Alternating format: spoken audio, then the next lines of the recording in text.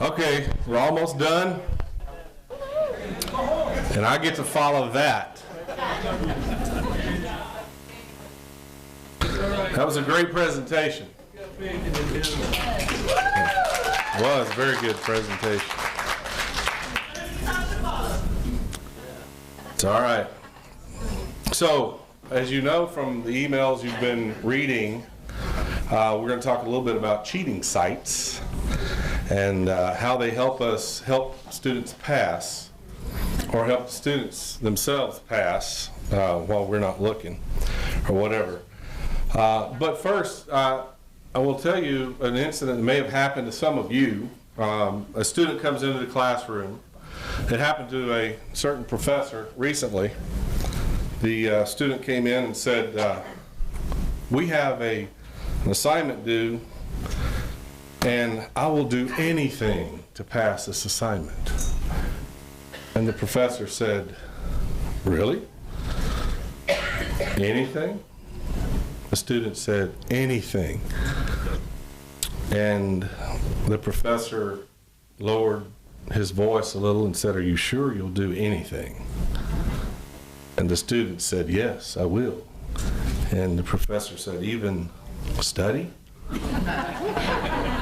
So this is kind of what we're going to talk about here a little bit. How many of you don't know anything at all about cheating sites? Wow. So with 4 people raising their hand, why have we not heard about this before?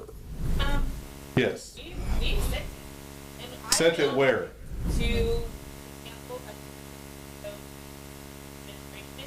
we said that it's weak to proctor exam online. I showed examples of students finished title exam in 4 minutes and made 100. I can't make 100 on my final exam. But a student, I showed websites. Brooks would say you should hire that person. I showed a site where you pay $200 and I access the student myself and pay $200, they'll class for you online. Okay. There's no proctored exam, so there's no reason for this. When we did have proctored exams. Yes, we can. When we did have proctored exams, students make hundreds on their homework, but could not make above a 50 on an exam, and that's because they weren't doing it themselves. So it seems like. Not going to proctor exams online. I find no way. Okay. Because they're going to find a way. So it seems like we hit a nerve. Right off the bat, which means we're in the right place. So here's the problem, and we're going to look at a site in just a moment. Since none of those clocks are working, I'm going to put my clock up here and hope I can see it. What happens is students take, as you know, most of you know since you've said you're familiar with these, they upload the copyrighted material from our courses onto these sites. Other people pay the site platform, they call themselves, money to access our copyrighted material. When I say our, it's the CTC policy, which I have there, says that anything we use for instructional purposes is copyrighted by CTC. Copyright laws say you don't have to have the little C with a circle, you don't have to have anything done other than create an original work, and it is automatically copyrighted. So they post these things. Our students from our classes take our material, our PowerPoints, our assignments, our exams. You can see all sorts of things posted on these sites. And then other students have access for a fee, and that's part of the problem, is that they have access for a fee, but also they're violating something that we heard a little bit about this morning, and that is academic rigor. When you can go onto a site, pay $200 and take the course. I don't know, does a course cost $200 here at CTC? So if you enroll in the course and you pay someone else $200 to take it for you, maybe we're a little too cheap. They're willing to pay $400 or so for the course if they're getting someone else to take it for them. So it raises some significant questions that we probably need to deal with at some point. So that's kind of what the issues are. Your material that you think you're using in your classroom is available to whomever wants to pay, including book publishers. who might use your ideas in new books that are coming out and things, because they paid for it. It's out there on the web. It's free. I mean, it's free once you pay for it. You don't have to pay again, et cetera, et cetera. Okay, so these companies, and if you read the email, I know a lot of you probably got the email but didn't read it yet. I listed 3. There's lots and lots of them out there because it's a very lucrative business. They have disclaimers. They call themselves online service providers and platforms, and I've been in email correspondence with one of them about this issue, and he let me know very quickly that we're just a platform. We can't control what content is put on our site, which I thought was very interesting, but we can't control it. We just make it available for students to upload. The question I asked him was, what is the process by which you validate that the material that students are uploading is not copyrighted? That seems to me to be the obvious question. How do you protect against the students people who use your site stealing other people's material? And he basically said that's not our problem.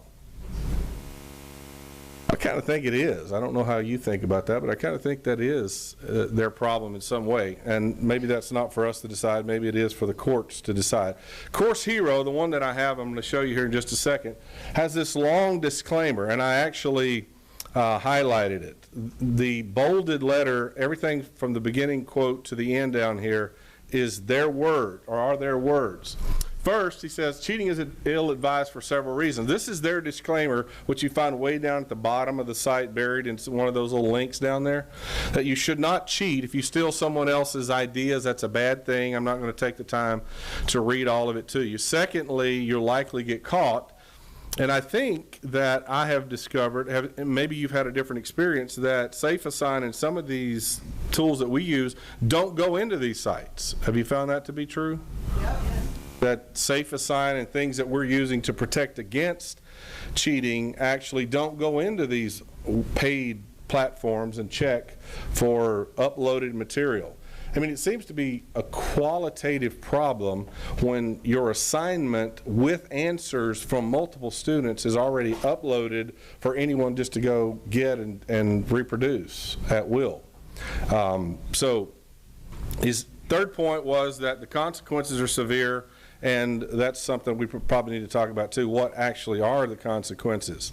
Okay, so Study Daddy, Study Pool, and the top one, the one I mentioned up here first, was Course Hero. So let me just show you very briefly what they look like in case you haven't been to one. So this is how they sell the students. Millions of study resources, homework help 24/7, sharing and earning. They actually pay the students to upload. You get free responses from tutors. By the way, if you're looking for a little extra money, these guys love to hire faculty to respond to questions. Wouldn't that be kind of neat? You assign students a bunch of work, and then you go log on and charge them extra to answer the questions? That'd be kind of a, maybe we're onto something there. So 10 million plus, this is just one of them. 10 million plus, so this is not just affecting CTC. Okay, all these different links you can find, questions asked, flashcards, study documents. This is the one that I've run into the most, is because there are people who've posted answers on Course Hero, and they pop up repeatedly in my online classes. They'll pop up. And people say, one of the first questions is, well, why don't you just change all your assignments all the time? And some of you will agree with me when I say, because they're really good assignments. When you work hard to make, over years and years and years, to make really good questions, you don't want to have to change them just because somebody is out there posting all the answers when they probably should not be doing that to begin with. Okay? So 24/7, you can see how this is appealing to students. You can ask questions, get an answer, you can rate your answer. All these they just keep going. The courses, have you looked to see if your course is listed? Anybody? A few of you have looked? Yeah. Did you find it? Found them? No? Okay, you found your course. A lot of the courses are there with your assignments, your PowerPoints, everything. Ideally, the only person that should have access to that are the students who are actually in your class, not someone who's paid $21 or $15 a month or whatever it is to some site to basically take your course for free if they want to, because they post pretty much everything there.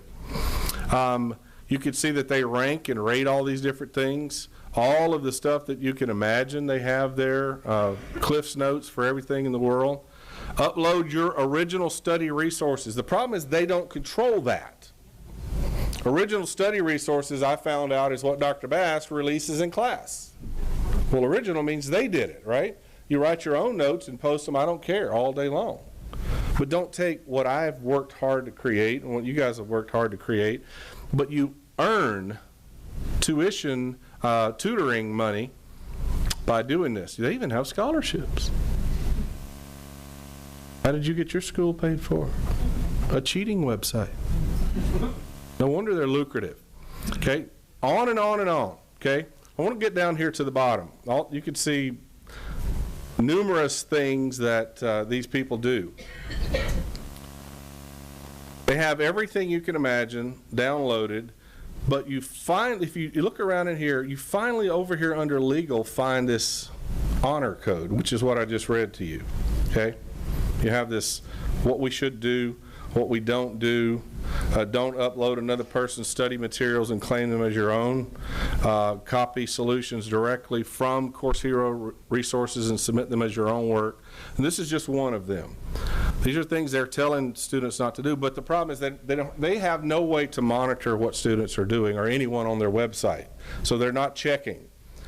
So what do you think about this based on the little bit that I've said, and what can we do at this point? Now, the microphones are out and about. Who has the microphones? One over here? There's some more. There's another one. Okay, so what is your response? I don't have all the answers, so if you have questions, we'll address them to the group, and then we will move forward. I saw a hand back here.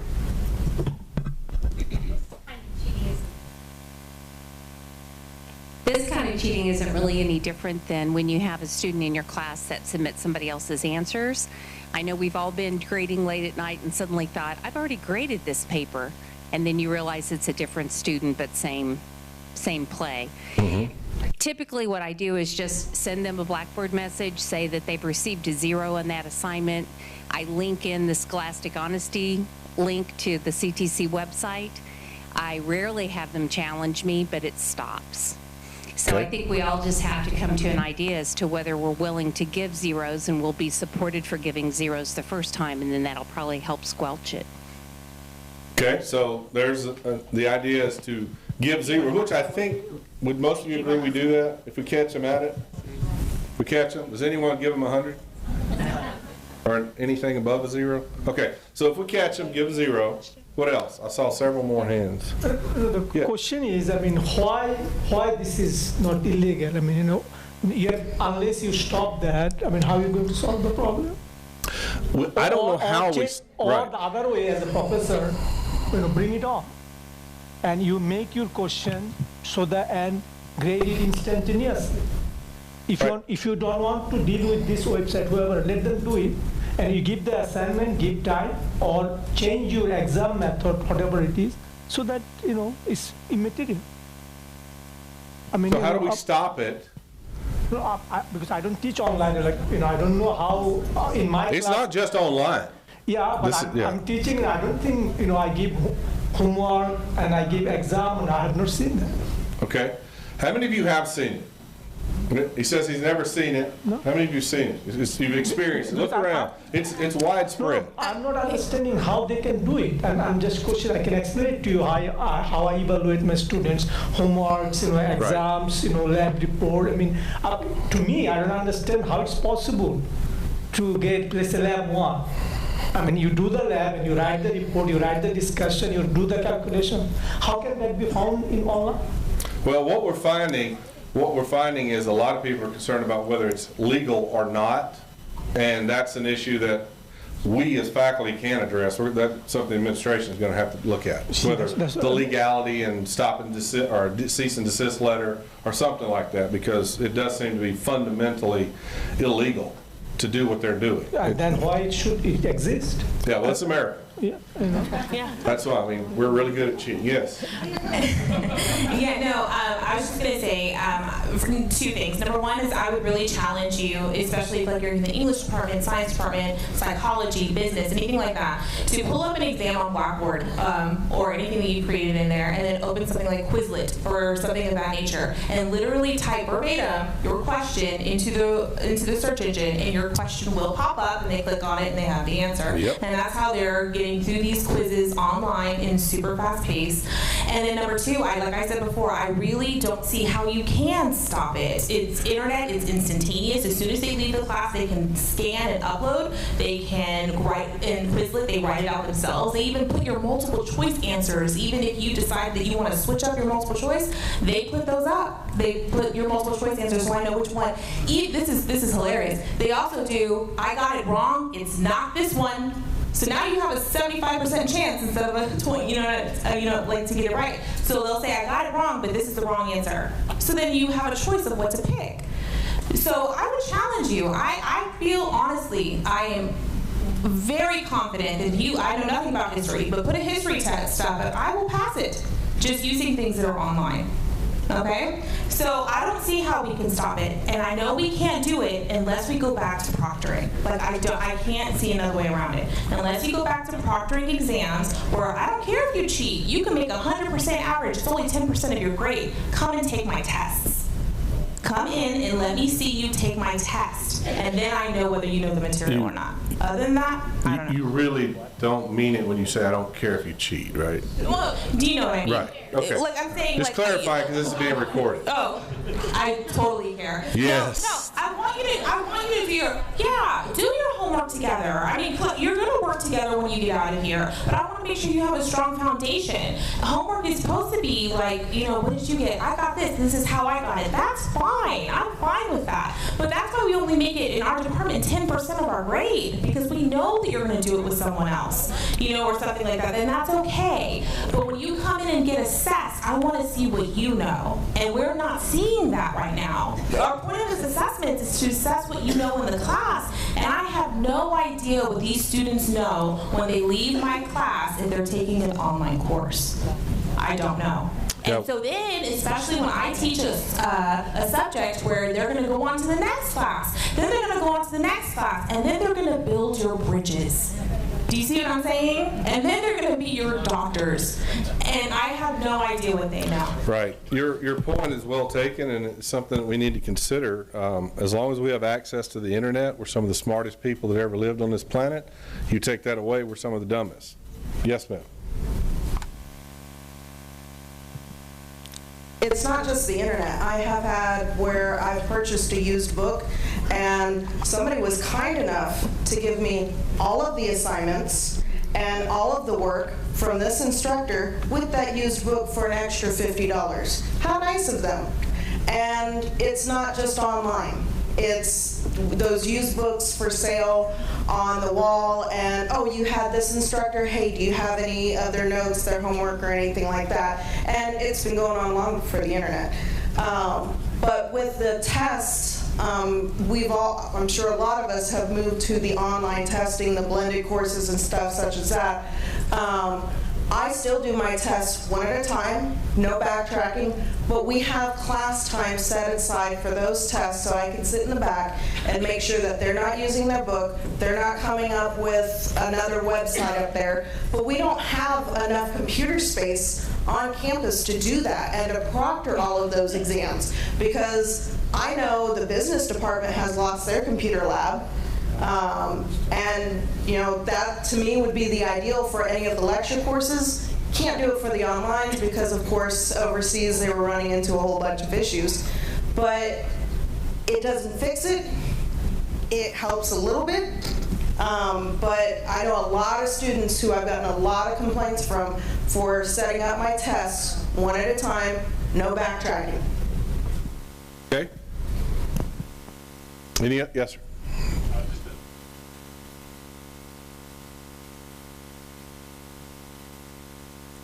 Real quick, just a quick Google. They actually do have a DMCA takedown on Course Hero. So if you do find your material on there, you can do the DMCA. and send them a request to take down any copyright infringing material, and that is like a legally binding thing that they have to respond to in a certain amount of time. Yeah, I mean, you basically would. If it's something that you're concerned about, you know, but it does exist. You know, you can take down material. But one thing I would recommend that we try to do is we have pretty lengthy test pools. That seems to help a little bit. But essay questions help a lot. Those are pretty obvious when people are you know, cheating on those. But yeah, so DMCA is a thing. So if you're concerned about it, look into that. Yeah, the DMCA was an act that was passed. I don't remember what year it was, but it was specifically directed at sites that do these kinds of things that allow for the uploading of information to protect the copyright. And I did mention that to the gentleman at Course Hero when I emailed him, and that's what he told. He basically said, yeah. He said, if you come on our site and find anything, and I said, let me let you know how much time I don't have to do that. I don't have time to go look at all your site, any site, and find out all of the things that have been uploaded every semester. Multiplied by the number of sites out there that have the disclaimer, this needs to be dealt with systemically at another level, really. But we need to figure out what we can do in the meantime, because it is a problem that affects academic rigor. That's a conversation Dean mentioned earlier. It's something we should have had a long time ago. We've assumed it, like we assumed a lot of things in this world, and when you assume things, you don't make definitions. Somebody else will define it for you, and when they get their law passed, that's now what the definition of that thing, whatever it is. And so we have to think in terms of, are our courses rigorous if someone can pass them so quickly, so easily? And it's not just online courses. Did I see another hand? Someone? Any other comments or questions? Here's some of the concerns that, these are just things I came up with. You may have some more based on what you looked at. Why are the students emailing Study Pool or Study Daddy, or why are they sending an email out to those people willing to pay for answers when all they have to do is email us? Right?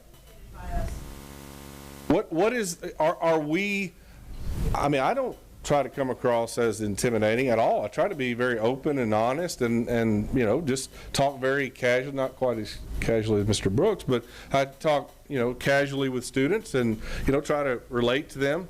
So are they afraid to come talk to us? Why are they willing to pay for answers pay extra for answers to our questions?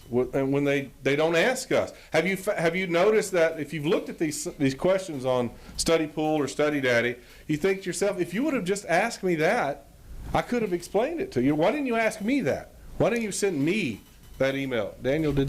Yeah, most of what I saw when I looked at these websites, I didn't see anything from my class in particular, but I found stuff from other geology classes offered in other locations.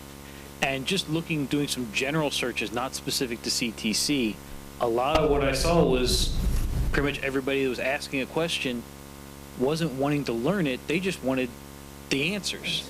So why are they not asking us? It's because they don't care.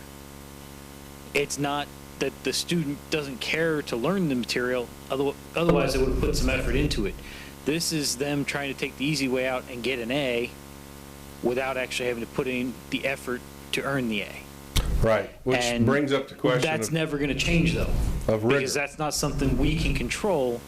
That's the student making the choice that they feel the A is more important than actually putting forth the effort to learn the material. Right, and that's why we're concerned about these sites enabling cheating. Not just, you probably know, we even have a television program devoted solely to cheaters. You may have heard of it. That they find people who are cheating on their spouse, or their spouse is suspected of cheating, and then they go follow them around and try to catch them in the act and blah, blah, blah, blah, blah. We know cheating's, but we shouldn't enable it or allow it to continue to be enabled it says something about us if we do nothing about it. We're like, well, you know, can't do anything about it, just let them cheat. Yes, ma'am. Students. I just said, well, why do you think the students do that anyway? Because she's a student. I had to go run and chase her. And I caught up to her. But I'm going to let her answer. It was a really good one. I said, based off of people that I know that, of course, I won't name, it's because a lot of them are paying for college out of their own pocket, or their parents are paying for it. So why not pay that $20, $50 to get those answers so you know that you will pass the class? Because a lot of them is like, you get this one chance, and that's it. And if you fail this class, you have to pay another, what, $280 now to take that class over. And if you fail it a second time, you have to pay out-of-state tuition, which is even more money. So, yeah. Thank you very much. One comment, based on. You remember that? Based on, not based off of. Yeah, we have that little discussion in class quite frequently. So, all right, any other comments, questions about what we can do now to at least stem the tide and bring back some rigor? Microphone popped in my mouth. I thought my voice was loud enough. Evidence-based, I was just that nice term, and we've been talking about that, you know, a couple of semesters and stuff too. And I'm thinking, I know at other times we've talked about alternative assessments, and believe me, I'm not sitting here saying we need to, you know, come up with change our assignments, do all this stuff, but somehow the rigor, maybe if we do start thinking of things that can produce more tangible ways of us seeing that they really do know what they are supposed to be knowing, rather than it just be narrative or written or a multiple choice, may help us. Because, yeah, there may be some legal ramifications to some of this, but I don't know. You know, we don't know what they are yet. So would you be suggesting that we come up with alternative assessments that can't be posted to websites? Right. Or that could be, there would have, I mean, I'm not sure on the huge classes. I mean, you know, that would be a chore to grade, but stuff, you know, questions or assessments that you're going to be able to see that they're pretty individualized in the way that they're responding or answering them or doing the project or whatever. Which is what we assume right now when we build assignments, correct? That they're going to be answering on their own from the research they've done, the guidance they've been given in the textbook, et cetera. And so what we're finding is that in some cases, and I want to be the first to say this is nowhere near all of our students that are doing this. Right. We have lots of great students who don't cheat, and I'm very grateful for that.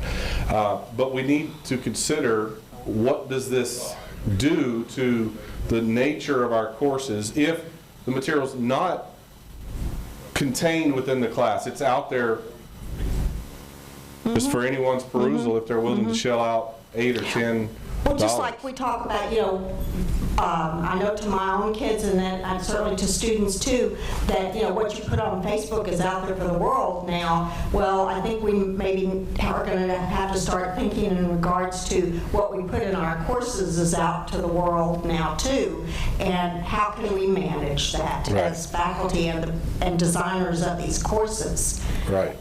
One of the things I've considered doing, and I see a couple of you have questions, I've considered a disclaimer in my syllabus that you do not have my permission to post any material from this course anywhere at any time for any reason. Because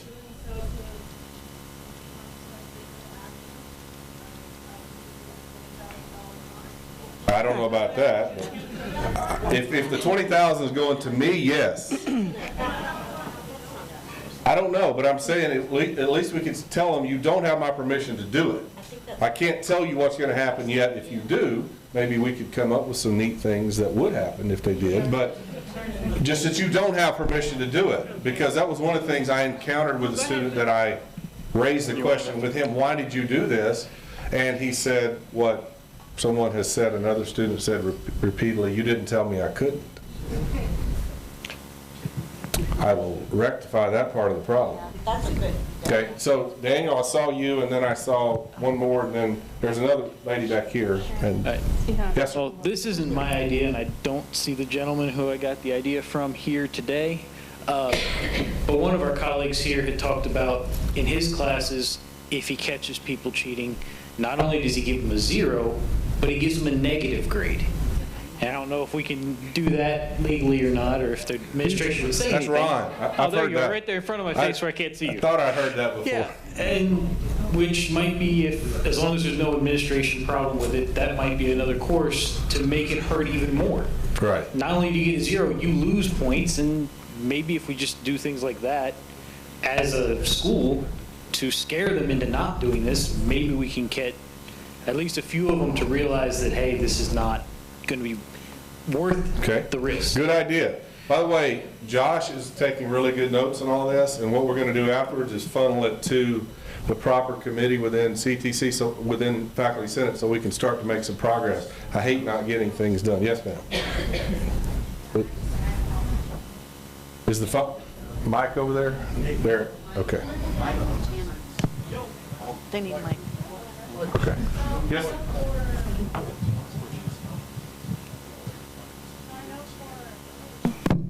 Can you hear me? Okay. Yeah. So for online classes, you know, obviously you can't require the student to come to campus, but one thing that could be done is require students to go to the testing center because they are observed. Or proctor, we proctor most of us in the nursing department, we still proctor our own exams. We don't call out answers, you know, we have things that we have put in place to try to prevent these type of things. I know some other schools, for online students, they require them to webcam when they're testing. I don't know if that would help at all, but, you know, it's a thought. Okay. All right. Very good. Yes, ma'am. Jan? One of the things that we talked about, not to prevent, but as a deterrent, is when someone is caught cheating, we think that should go on their transcript somewhere. We don't do that now, but there's schools, lots of schools that do that, and we need to do that. So that's something we've brought up to the administration already. I don't hope that wouldn't become a marketable skill. I have a question about that. Go ahead. So I thought our policy is if you cheat, you either get an F or a 0 for the assignment or a 0 in the class and you're failed for academic plagiarism. And the actual, on your transcript, it's an F.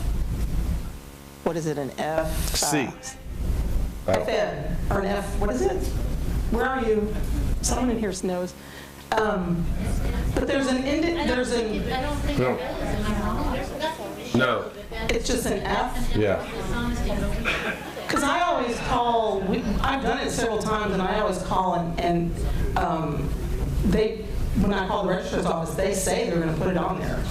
I was told we have to go through due process. So you have to prove that you gave them a warning, then you have to go, and then you might, the second time, you might be able to withdraw them from, doesn't. No, I just did it twice for 2 students last semester, actually. And all I did was call Carol, and then she gave them an F, and I actually said I wanted noted that it was for academic plagiarism, and she said she would take care of it. I don't know what that means. She could mark that in their records, but it does not go on their transcript. There's nothing that goes on the transcript. And due process is really something that different. That's leading up to that's the process they go through if they want to appeal. If they want to appeal, because they can appeal their grade. So they have to go through the process and speak. I mean, that's the law. We have to do that. And they have to go through different levels until finally they get to the final level. And I'm supposed to be the final arbitrator on any grades. So, but right now there's nothing that goes on the transcript. There's just something that goes in their file. So I can go straight to F in my class, get out? You can go ahead and assign the grade that you think that student deserves, and then that student is going to appeal if he disagrees with you. And then we have due process for that. Okay, which would go from you to your chair, from your chair to the dean. So then, do we have in the meantime, he stays in class until we prove that that's a final grade, because he's contesting it. So we can treat it as an academic crime punishable by academic death, 0 in my class. Yeah, I think it's a choice. I think it's a choice for the instructor if they want to fail them for the course or fail them for the test. And different people do that in different ways. It's up to the instructor. Yes, ma'am. Oh, microphone. Is it on? It is. Let me ask, or my understanding is that if we had proctored testing, that would take care of a lot of this issue, and that the proctored testing is not possible because students are in different locations, et cetera. Am I correct so far? Pretty close. So have we looked into any of the software programs that are for proctored testing that students can do remotely? I've only been to one, but I saw a presentation on one that was pretty convincing. I don't know. Have we?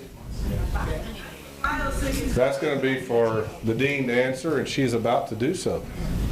Well, the problem is that we are not allowed to proctor in online courses.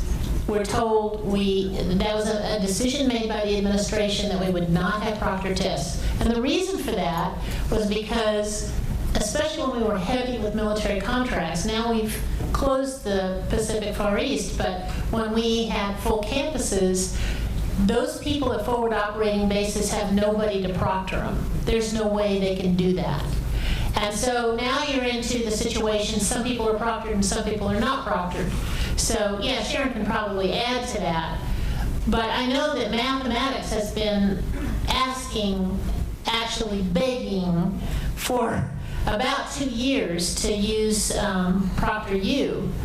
But the answer has been no. But now that we are changing, becoming more civilian than military, and I don't know what the rules still are, but that's something maybe that the administration would want to see if certain departments perhaps could do that. I don't know. Sharon, you want to add to that?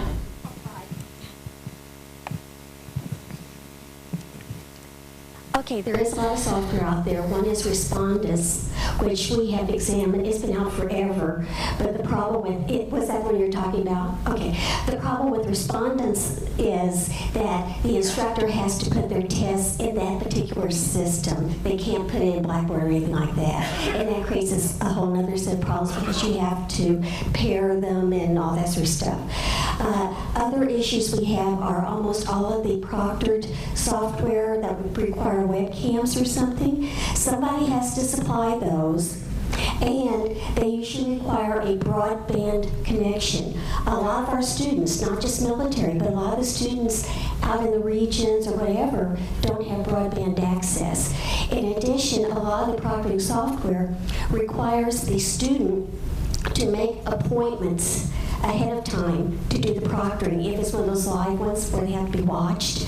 And if they can't make the appointment, then they still have to pay for it, or somebody has to pay for it. So there's a lot of things that, if we were just a standard college where most of our students were in this area, it might not be a problem. But because we've got students all over the world, we have to find something that everybody can use, okay? And we did do proctoring a long time ago, but we found out some of the proctors were cheating. Even some of the ones, dare I say it, up the street were not doing what they were supposed to be doing when they were proctoring our students. So it's not just the students who aren't doing what they should. Sometimes it's the proctor. So it is a marketable skill. It is a marketable skill. It sure is. Okay, that's all I have to say. Thank you. I require a couple of things. One, I require them to take the plagiarism quiz. Yes. And I also require them to do the student orientation, and I require them to do those things before the drop date for the class. That gets the students moving in Blackboard. It gets them to show that they at least have taken the plagiarism quiz, which means that they're aware of the cheating and the penalties for that. And then I make sure that my opening announcement to them, I address academic integrity. And then we talk about it in the discussion board in the general forum. So if they do choose to make that decision, it's not because they weren't aware of the ramifications or that they can't talk to their instructor about it. It's because they just made that conscious decision to do that. Right. Okay. Yes.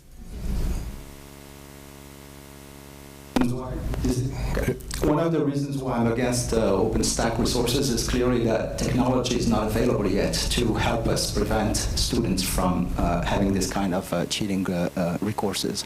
So, however, for those who are teaching quantitative classes, that's the reason why I like to be talking with the representative of publishing companies that provide us with Applia and different type of algorithmically generated questions, which means that no two students do get the same data, although the structure of the question is common to understand, therefore, the core elements of what we are teaching is being spread among all students. However, the testing part, still the numbers will be differing from one student to another, and I think that kind of alleviates a little bit the cheating probability. Okay. Is there any possibility to talk to to publishing companies to have this kind of platforms to accompany our textbook for many more classes than maybe just the quantitative ones?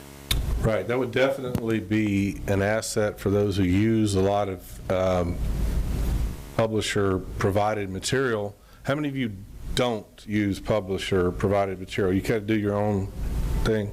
I think there's quite a few who still write their own exams and come up with their own questions, et cetera. So that's going to be which makes the insult of finding it out there after you've put a lot of effort into it even worse. Sharon? I forgot to say one thing when we were talking about the proctoring software.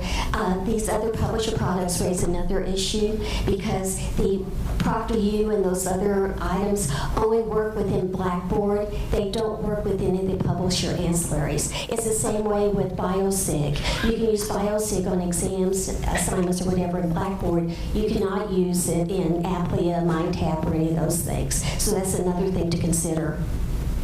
Okay. Yes, ma'am. It's on. There's also one thing. I think that there's been a social shift in that students who feel like if they paid for a course, they're entitled to pass it. So that's an issue. One thing I do, yeah, I know. But one thing we talk about in some of my classes, which is of course on the medical side of the house, is if they are willing to cheat on an exam in college, does that mean they're going to be willing to cheat on a test they're providing of patient care? Or are they going to be willing to dry sync results or take shortcuts where patients' lives are at stake? And so sometimes making them realize that those are the kind of things that people are going to equate together, and that if they're known as a cheater, that they might not have as good a chance of being employed in those kind of healthcare-related fields, it really makes them start thinking about, I need to learn this for a real reason, and that's so I don't kill someone. Very good point. Who wants a cheater building your bridges? Or yes, Bertha? That very point sort of brings me back around to the stuff we've been talking about, over the last couple of years of trying to be on top of the students who enroll and register for classes and pay and then never do anything. And that, the whole discussions we've had over withdrawing them, failing them, et cetera, is that it's also very likely the people who are posting these things are also the students who are enrolling in our classes to have the money to live off of, and this is another way of income for them too, is to sell the courses that they don't really care about and they really don't have an end goal in mind and maybe never even complete our program, but they're living off of it. And so I know I am the big picture person and not to have us jump to there, but I think we need to also think about that whole piece. And you were, Kenneth, you were saying about the systemic piece. I think that's another piece of this too. Okay, great discussion, questions, responses. You guys brought up some great ideas. So what we're going to do from this point, we're going to continue to follow this. We'll be in conversation with the dean and other people. We will get to the bottom of this and figure out what we can do. We've heard several suggestions. I would recommend, for one thing that you certainly can do is send an email to whichever sites you find. If you just find one, just tell them any material that's uploaded from you should be removed immediately. And it should never, that you do not allow anything from your class to ever be posted again, ever. So I don't know if they'll honor that, and we won't have to go back every semester. That's just 3 sites I mentioned. I don't know how many. It's a lucrative business with 10 million documents uploaded. Somebody's making some pretty good money just being a platform with no responsibility for what is uploaded. So we'll keep you in the loop, and we will keep you informed as we figure out this. If you have any more ideas, or as you dig around in this, you find anything you think might be informative, you can go to the Faculty Senate website and contact one of us, and we'll be glad to address it. Okay? Thank you. See you guys tomorrow.